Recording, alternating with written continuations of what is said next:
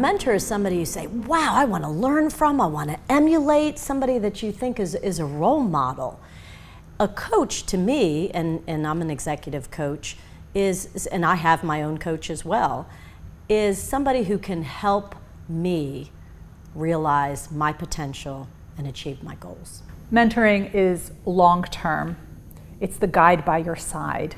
It gets you to think several steps ahead. And coaching is more nuanced. It's more fine-tuning. It's about things that there's often a time constraint to it. And very often, at least in the United States, mentoring is unpaid and coaching is paid. I think for me, mentoring is a much more enduring, long-term relationship. And I emphasize the term relationship. I think the chemistry has to be right between the mentor and the mentee. And it's a much more free-flowing kind of conversation.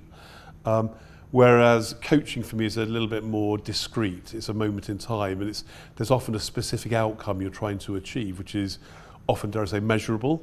I think mentoring is a much more fluid kind of arrangement. A mentor is someone who is really looking at the arc of your career, of your development, and taking an interest in wanting to help develop you over time. Mentors lead a lot by example. I think mentors are also very helpful in enabling people to address and navigate tricky political situations internally because they know the lay of the land. Coaches are more about posing really helpful questions, whereas also mentors are good at making suggestions. But not too directly often. You know, in this situation, one of the things that I've found very helpful or in this situation, one thing I often have seen be successful is. So those are very different skills. When we look at the difference between the terms mentoring and coaching, there's a lot of confusion around that. And for me, some of it is semantics. I spoke to one of my mentors who calls himself a coach, even though what he does is what I term mentoring. And we talked about this in depth because in sports, the people that we would term mentors are coaches, not as we would term them in business, coaches. So there's a lot of confusion around the words themselves.